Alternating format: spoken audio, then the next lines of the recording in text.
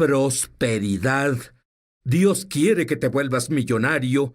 Yo quiero, y tú quieres saber la verdad sobre la prosperidad. ¿Hay una versión errónea? ¿Hay una versión correcta? ¿Cuál es la verdad? ¿A cuántos les interesa saberlo? A mí sí. Muy bien, aquí estoy con el Dr. Jim Richards y no conozco mejor persona a quien hacerle la pregunta. ¿Hay algo malo en los mensajes populares de hoy que todos juntos se llaman enseñanza de prosperidad? Es tan triste que una verdad de Dios se haya torcido tanto que se vuelva algo que alimenta la avaricia y el egoísmo y lo hace casi imposible para que las personas entiendan la realidad de Dios para prosperar y para poder vivir en abundancia. Pues eso resalta la pregunta. ¿Dios quiere que todos seamos ricos? ¿Sabes algo? Dios quiere que todos vivamos vidas prósperas. Él quiere que vivamos vidas donde las necesidades se cubran, que vivamos vidas cómodas, pero lo que más quiere es que vivamos esa clase de abundancia donde tengamos recursos para invertir en el mundo, cambiar al mundo, cambiar la vida de otros. La verdad es, la razón por la que el mundo está en la forma en la que está es porque la iglesia enseña que hay algo espiritual sobre ser pobre. Y los pecadores tienen el control de los recursos y Dios lo dejó muy claro muchas veces en las Escrituras que cuando los impíos tienen la riqueza, los impíos regirán y los justos se lamentarán. ¿Sabes? Si yo fuera Dios y fuera director de elenco, te elegiría a ti para ser especialista en esta área. Te diré por qué. James fue criado en pobreza extrema. Su papá era alcohólico. Su papá no contribuía a las finanzas de la familia. Además, se llevó el dinero también. Su madre ganaba $19 a la semana. Había 3 niños. En serio, te fue mal sí. de niño. Sí, la pobreza era normal para nosotros. Es más, éramos una de esas familias que heredan ropa y ya sabes, solo tenías un par de zapatos y recuerdo tomar cinta y pegarla alrededor de mis zapatos. Tenías lo que muchas personas tienen, una mentalidad de pobreza. ¿Es cierto? Ahora, explícame. ¿Qué es esta mentalidad de pobreza? En realidad se ha estudiado que después de varias generaciones. Explica. Sí, verás, sabemos y la Biblia nos dice que si algo pasa por varias generaciones, esto continuará en nuestros hijos y que eso no es porque Dios nos maldiga, es lo que el estudio revela. Dice que si 3 o 4 generaciones de niños crecen en la miseria, que para la 4ª generación vendrán al mundo programados para este tipo de vida y será muy difícil que ellos salgan de la pobreza cuando varias generaciones pasan por esto. Pero hay una luz al final. Sí la hay. De ese túnel. Y de hecho, a los 28, en realidad pensarías que tocó fondo antes. Se enfermó. Y debía mucho dinero a los doctores y los hospitales. Nunca les pagaste. No. Y un día decías una oración en tu propia casa y de pronto oíste, era su esposa. Ay, la rompí. No, solo bromeo. No, ella tampoco dijo eso. Pero es la verdad. Verás, pasé de pobreza desesperante a la mentalidad de pasarla. Y vives solo sobreviviendo. Apenas vives y agradecí a Dios por la comida un día y solo decía, Padre, te agradezco que nos ames, te agradezco por cubrir nuestras necesidades. Mi esposa dijo, Jim, estoy harta y cansada de que solo se cubran las necesidades. Dijo, no creo que este sea el plan de Dios, no creo que sea así como debamos vivir. Y yo en ese tiempo acababa de sanar. Y tardé unos 3 años de una enfermedad genética con la que nací y de la que no debí sobrevivir, debí morir. Y al final de esto sané y miré alrededor y estaba hundido en deudas y parecía imposible salir de ellas y apenas sobreviviríamos precariamente. Y comenzaste a estudiar la Biblia. ¿Qué te mostró Dios sobre el principio de siembra y cosecha? Bueno, verás, lo primero que entendí sobre la siembra y cosecha es que la siembra y cosecha no es algo externo. No es como voy a dar algo y Dios me va a dar algo a cambio. Y eso es parte de este esquema de riqueza que se nos ha presentado y es inapropiado, si quieres. No es que vaya a forzar a Dios. La siembra y la cosecha es sobre algo que pasa en mi corazón y que yo lo invierto desde mi corazón generosamente y al desarrollarme donde el amor me motiva e invertir en el mundo e invertir en otras personas, cambia algo dentro de mí que me da la capacidad de recibir, o no solo de recibir, la capacidad incluso de percibir las oportunidades de riqueza. Jim, por su propia experiencia, salió adelante con principios bíblicos de las deudas, pero Dios no quiere que solo salgas de deudas. Él quiere que prosperes, cubras tus necesidades, las de tu familia y que cuides de... ¿Puedes imaginar poder cuidar de tu comunidad, cubrir las necesidades de otras personas? Es posible. Y cuando volvamos, quiero que nos enseñe un poco de eso. Explica. Sí, lo primero que Dios dijo al hombre fue: sé fructífero y multiplícate. Fuimos creados a semejanza e imagen de Dios y estamos diseñados para regir y reinar en la vida como reyes, y no debemos ser como plebeyos, debemos ser como reyes. Y una de las cosas que descubrí es que el primer lugar para iniciar es en realidad su voluntad. Esto es lo que en realidad Dios quiere, y comencé a ver que la Biblia dice: Dios se complace en la prosperidad de sus siervos. Comencé a ver todas esas promesas. ¿Y por qué es que hoy... si alguien está en el ministerio o es un cristiano firme, no debe ser próspero, no debe tener una gran casa? ¿Por qué? ¿Por qué esa mentalidad si es que originalmente debíamos ser bendecidos? ¿Sabes qué?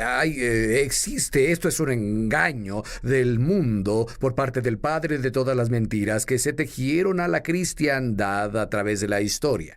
Y cuando estas mentiras aparecen en muchas formas, tratando de robarnos lo que Dios nos ha dado en su palabra a través de la obra final de Jesús. Y así tú ves estas mentiras manifestarse de dos formas. Las ves manifestadas en un concepto extremo de avaricia y complots de riqueza y toda clase de cosas. Pero luego está el otro lado de eso, donde hay algo espiritual sobre ser pobre, algo... Un aspecto que está... Es que el diablo trata de atraparnos de todas formas. Sí, así es. Él nos dirá cada mentira que posiblemente nos atraiga, pero la Biblia dice que la pobreza es la destrucción del pobre.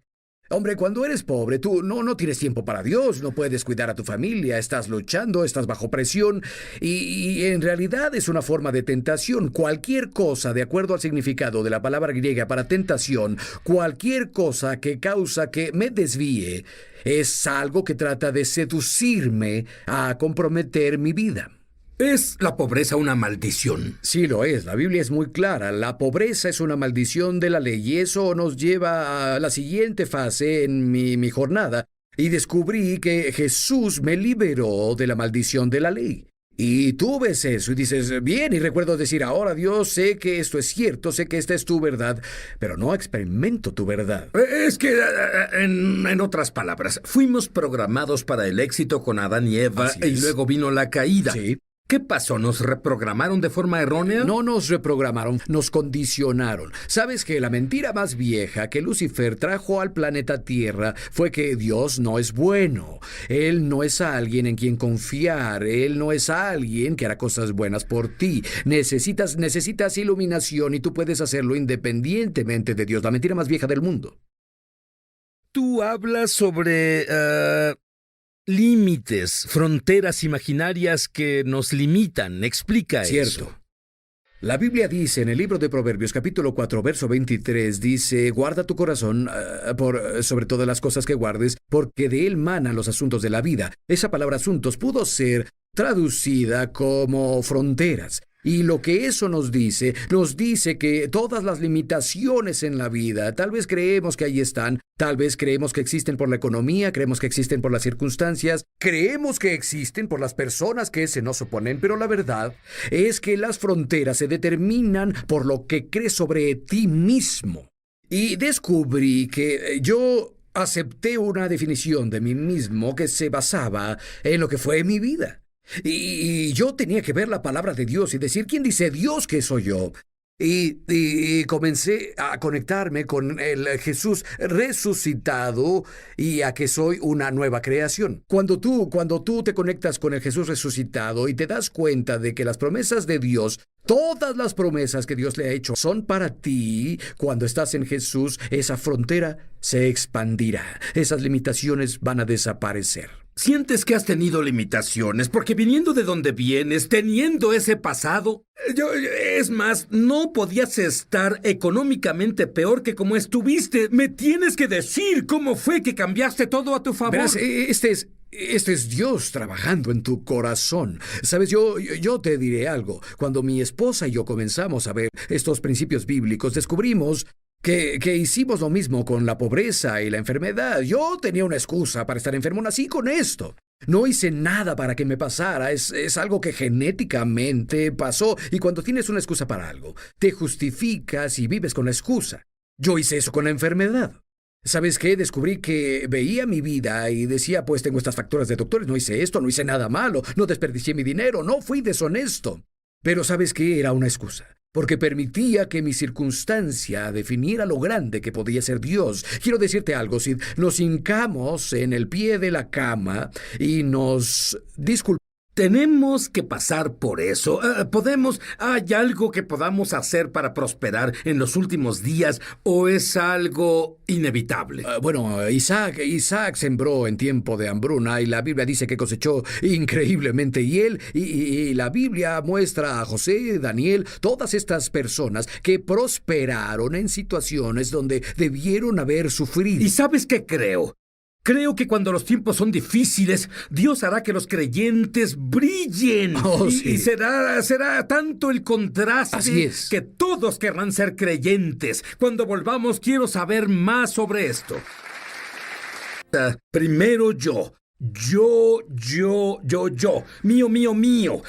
Dime sobre la gracia de la generosidad como opuesto al egoísmo. Es algo fenomenal y queremos que nuestra prosperidad sea algo que aumente nuestra vida en todos los niveles, no solo financieramente. Y muchas veces cuando las personas comienzan a ver la prosperidad, se trata de obtener más, se trata de tener más. Y Pablo dice...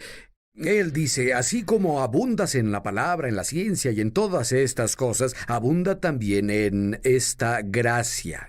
Y él habla de la gracia de dar.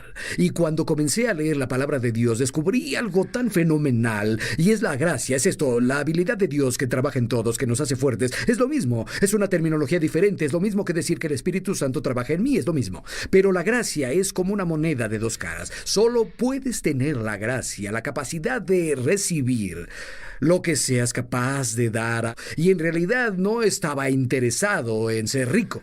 Estaba interesado en cuidar a mi familia, servir a mi familia. Te digo, estaba interesado en invertir en el mundo, alcanzar el mundo para Jesús, para dar ministerios y ayudar a otras personas. Y así buscaba a Dios por la capacidad de regalar cosas.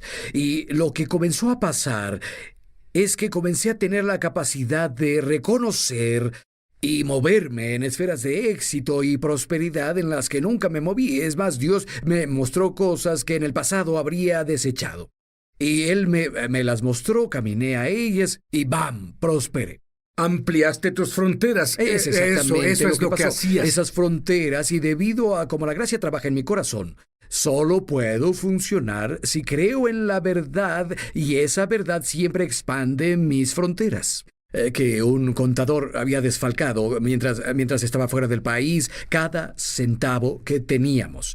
Y una situación de desfalco típico. Nunca recuperas nada porque ya lo gastaron, lo usaron en algo. Y nosotros veíamos esto y, bueno, esto es tremendo. Y particularmente no fue hace tanto. A mi edad pierdes todo y comienzas todo de nuevo. ¿Sabes qué? Y solo orábamos y servíamos a las personas, como siempre, y no lo hacíamos para recuperarlo. Y la verdad es que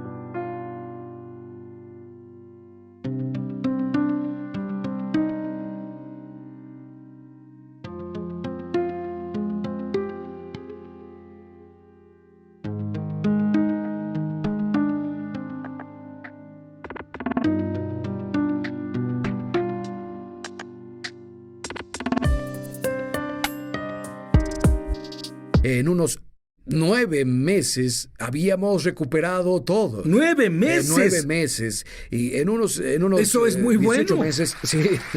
Y hablamos de $170,000 para impuestos, aparte de lo que se robaron. Pero hablamos de que en 18 meses nuestro ingreso se duplicó. Muy bien. Hay personas viéndonos hoy como tú y dices: estoy desesperado, necesito ayuda. Quiero pedirle al doctor James Richards que ore una oración sobrenatural sobre ti para que te abras para recibir. Antes de orar, quiero decir algo. ¿Estás dispuesto a dejar todas tus excusas? No importa cómo llegaste ahí, no importa si es tu culpa, no importa si es culpa de otro. ¿Estás dispuesto a renunciar a esas excusas y decir: Dios es Dios, sus promesas son seguras, Jesús resucitó de la muerte, Él me liberó de la maldición para que...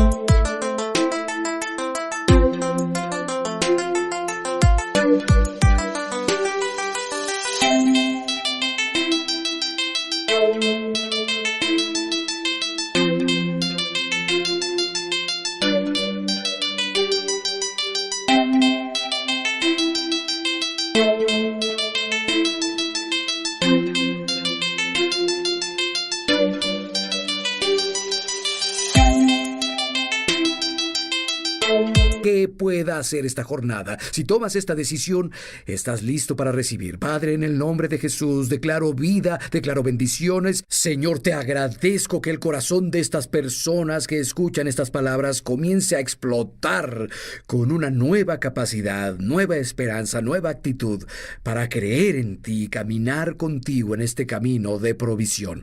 En el nombre de Jesús.